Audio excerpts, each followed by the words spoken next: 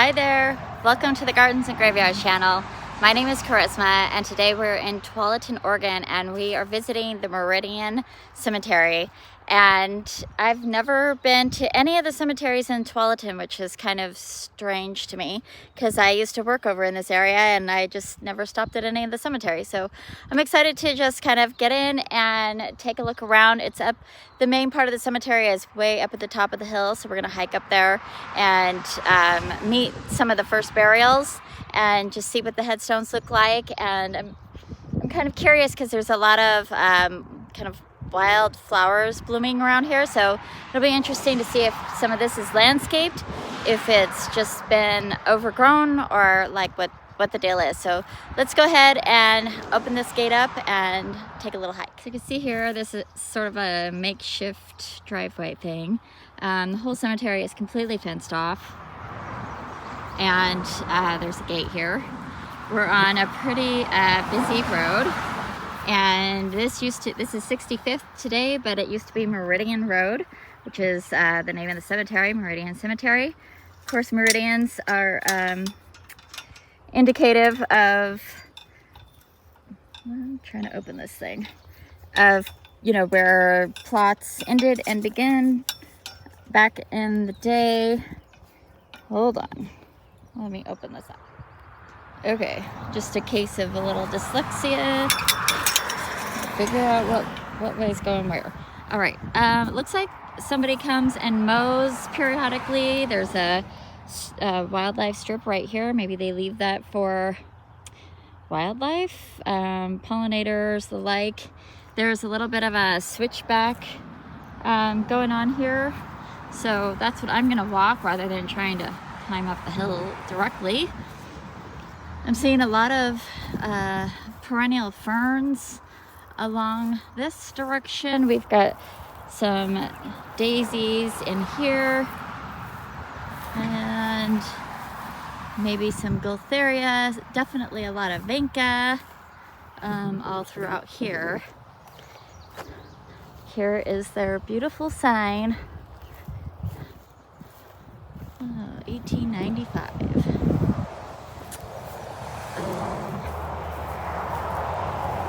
So when I first discovered this cemetery, I thought maybe Meridian was named after the Meridian, Idaho. Maybe the pioneers that established this area were from there, but haven't seen anything directly indicative of that. So we've got another little swath that's been mowed right here, but I'm just gonna keep going up this way. According to Find a Grave,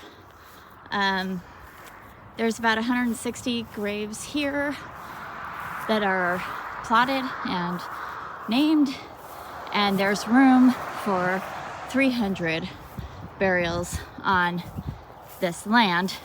And I'm assuming maybe it's still an active cemetery. It's Pioneer Cemetery, active cemetery.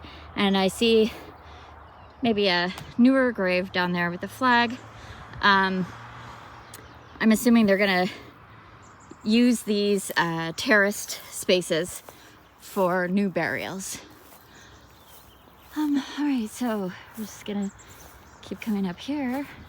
Somebody's certainly maintaining it from time to time. You can tell it's been mowed here and there, and somebody's been doing some branch cleanup, so maybe some limbing up of that tree we'll get closer to. Was noticing on Find a Grave lots of German names, so which makes sense because this area was settled by quite a few German families back in the late 1800s. Who I am looking for is the first woman burial, Mary Boberg. I'm not sure. Look at this interesting headstone. Wow, it's almost like a time capsule or something. Isn't that cool? This is for Christine Ortman, 1838 to 1908. Is that right, Christine? Maybe? Could be wrong. Lots of lichen all over it. I've seen these types of capsule looking headstones many times, but I've never seen one that looks like that. It's different. Okay, let's see. We've got Peter's family here. Oling, is that the same? No, it's different. Okay. Ruse Sanft. Okay. Now I want to look up what that means. Does anybody know? I'll look it up. Professor Google might tell me. Alright, so I did see the Tachmans here with a couple of different spellings on Find a Grave. And her headstone is all in German. Okay, this is another one here. This even says Frau Johanna. Johanna? I don't think they pronounce the J, Johanna. Alright, so we've got a couple of Peters here, a Rasmussen. The Rasmussens are very prolific. That last name is very prolific throughout Oregon. Many cemeteries I visit have that last name. And I went to school with some in Toledo, Oregon, so it's interesting. I'm going to keep going all the way up here. I'm wondering if the Peters, because there's a double Peters here, and we've got multiple Peters right in this area. Just curious if these guys are also of the Peters family. We have some newer headstones down here in 1973, 2001. So they are starting to probably use this section over here for newer burials. The flat headstones, which is common today to use more flat stones. Okay, let's see. Look at these names. Poppin Blur. Maybe 1899. Looks like it used to have some sort of a finial up there. Probably matched this one, right? Something like this. Oh, and then this is broken, so it probably had like something else up there. And this is Louise Elligson, born in 1821 and died in 1914. It says that she was born in Hanover. Oh, I'm not gonna try to pronounce it. I don't know where she was born. Okay, I kind of feel like maybe the first burials were, you know, all the way up in here. I've got the Peters in 1913, 1911, 1975. Here's John Peters. Oh no, born 75, died in 36. Okay. A lot of Peters up here. These are hollies. You see the holly here. These are smooth leaf holly variety. There's a couple down there. These right here. Bachman. And then we have a whole hedge of laurels.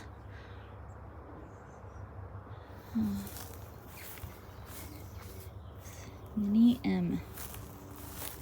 And see somebody's come by and cleared off some of the headstones best that they could.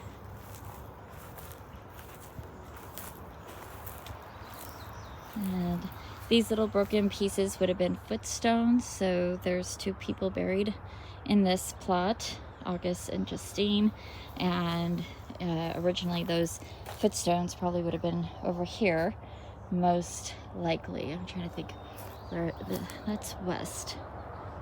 Yeah, that makes sense, because the cemetery faces east, and people traditionally are buried facing east, because it's believed that when Christ comes back, he will rise in the east, and everyone will face where he rises. All right, so this is Juliana Boberg, 1879 to 1880. This was our very first burial, according to records, a baby. her mother should be nearby, and she would have been the first woman burial. There were other burials between. She's right here. So this is Mary Boberg, 1837 to 1882. She died 2 years after her daughter. She came here with her family. Her son is buried right there beside her. This little area, let's see, there's lots of vinca, there's the laurel, there's a couple blackberries. This is a beautiful lilac, I'm sure purposely planted near these graves. There's another lilac right here, a little bit more older, or maybe just has more sun. So beautiful. The first burial has a couple of lilacs right there next to her. I see there's another. This is Henry Boberg. This is also a son. His headstone was probably in alignment with the other brother. The syringa or the lilac probably pushed it down or pushed it out, or however happened. Okay, then we go into a much newer headstone. There's a large Boberg upright right here for William Thomas. Here rests a woodman of the world. Interesting that he doesn't have a traditional woodsman of the world headstone, but the Woodmen of the World Society would pay for these headstones, so quite significant one there. There's a William Thomas, another William Thomas, same exact dates, same exact name. So that tells me a family probably purchased this, and then the Woodmen of the World placed this, and makes it kind of confusing about where this person is actually buried, because it's quite far apart. All right, so having found the first burial and the first woman burial, I'm just gonna kind of wander around, just take a look at this beautiful, beautiful cemetery. I've got a marble headstone here called Korma. These are newer headstones. I'm interested in this one that has a interesting like quilted pattern on the base and has clearly been broken. This is for George Fritz, 1896. Frederick Cross, 1898. Also was broken at one point and then repaired. I love the font on this one. I love this old style, old-timey font. It's my favorite. Of course, it's harder to read. Emma Cruz, maybe?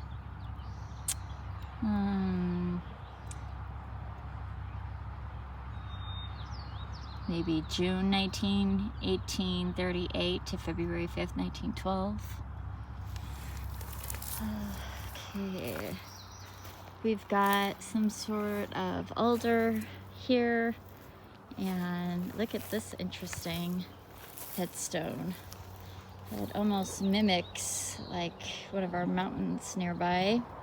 It's a newer one, so I'm not going to get too close. Okay, more older headstones. It's really cool handwriting or cool font. That looks like maybe a baby. Those are new. And we'll just kind of check out these two because it looks like it's getting newer. There's fresh flowers and that kind of thing. So, in 1915. So certainly getting newer. This is also a very old-timey traditional headstone, just like the rounded top. Like this is the standard graveyard headstone look. It says Edward C. Schlickesser, maybe? It's a little bit easier to read here. Harder to read because I don't know how to pronounce it. June 3rd, 1888 to August 26, 1906. And then it says asleep in Jesus. So, that's pretty cool. All right, and then we get back into more Peters. What's Peters here? Christensen.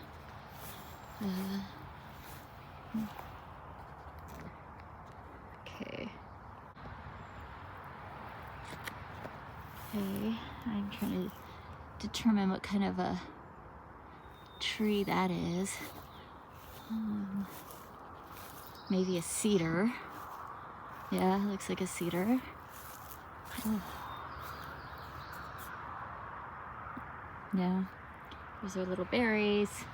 It's very traditional to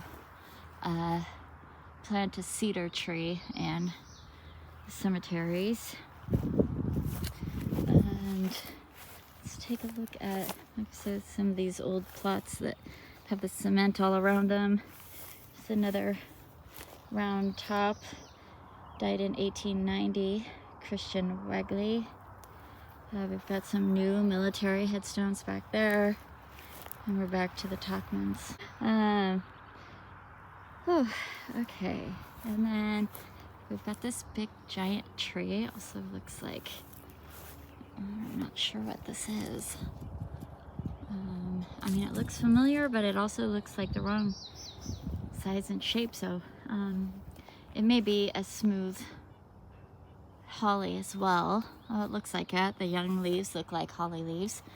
So, oh yeah, see here? Oh, sharp holly leaves, holly berries. Okay, big giant holly wrapped in some ivy. Probably hard for the mower to get under. These here with the tabletop cement. This is August. He died in 1913. And then we have a garden plot, maybe two. Looks like there was one here and one here. So there's walkways cemented all around, but then they left open spaces directly over the coffins where the family could plant flowers and whatever they like to plant. And this is newer, 1964. So yeah, we're just getting newer and newer. So I'm not going to look at any more directly. So I really do attempt to only share headstones that are at least 100 years old. I might talk about one or two that's approaching 100 years old, just out of respect for the living families. And I always like to visit the very first woman burial of our cemeteries that we visit. And I just really enjoy the peacefulness and the beauty of cemeteries where people have chosen to spend their eternal rest. This particular cemetery was originally placed where there was a church and there was, I guess, a different area where the church expanded and put a parking lot in. And in order for them to do that, they actually moved quite a few of the burials to a new location, which was super common to happen back in the early 1900s to 1930s. People were getting moved all over the place, and that's most likely because the pioneers were just starting plots of cemeteries in their backyard. And they'd let their neighbors bury their loved ones and their local community. And then as land started being divided and sold, and commercialism started taking hold of the areas. The cemeteries would sort of be in the middle of construction and land divisions and that kind of thing. So burials had to get moved. And in order to move a burial, you have to have the family's permission. And oftentimes, you know, with the pioneers, you couldn't locate their families, especially if the majority of the family had already deceased. So you'll see like an entire families in really small cemetery plots or cemeteries. And the local story is, you know, everybody else got moved. Why didn't this family get moved? And it's most likely because there was nobody to give anyone else permission to move the family. And so that's how some cemeteries end up being only like 8 or 10 lots with families in them. Because of that reason, I was in a cemetery, or I was in a city park in Baker, I think it was in Baker or nearby Baker, Oregon, and there was one burial, and it was because they could not find the family to give permission to move that one last burial, and so they remained there, and their headstone remains there, and they are there in memoriam. And honestly, I love that because it helps the next generations understand what that land was used for at one time. Whereas when we just pave over our cemeteries and nobody knows that that parking garage was a cemetery, we lose a little bit of that sacredness and a little bit of that history. And I think it's important for our future generations to understand what our ancestors had chosen to do, where we had chosen to place our loved ones for eternity, even if they got moved. And sometimes they don't even get moved. Sometimes they just get paved over, which is a very sad affair. All right, so this is Meridian Cemetery. I read that it used to be called Frog Pond Cemetery because there was bullfrogs all around here, but they have been eradicated by population. I was also noticing that there is a house for sale right next door. And they have an open house today. I might even go look at it. Just a dream. Just because the ultimate dream for me would be to own my own cemetery and live on the property. Is that a strange dream? I don't know, but somebody has to do it, and many people have throughout the ages, right? So anyway, beautiful day in Tualatin. Hopefully the traffic noise hasn't been too excessive for this video because I don't have a mic on or anything. Yeah, I'm enjoying these big giant shady maple trees that they kind of planted flanking the drive up. So I'm gonna take one more last look around, just kind of give you a panoramic view. And I'm gonna end this video here. I hope you enjoyed it. I hope you're celebrating your life because we only get this one. Unless you have other beliefs, that's fine. But right now, right here is when we're living today, and it is worth celebrating. And I thank you so much for hanging out with me and watching this video. I hope that you are subscribed and you're liking my videos. It helps me grow, and it helps you be notified every time I post a new video, which is almost every single day. And now that it's summer, we will get back into walking around more cemeteries because I love it, and I love sharing the history and the beauty with all of you. Until the next video, keep celebrating your life and your loved ones' lives, and I'll see you next time.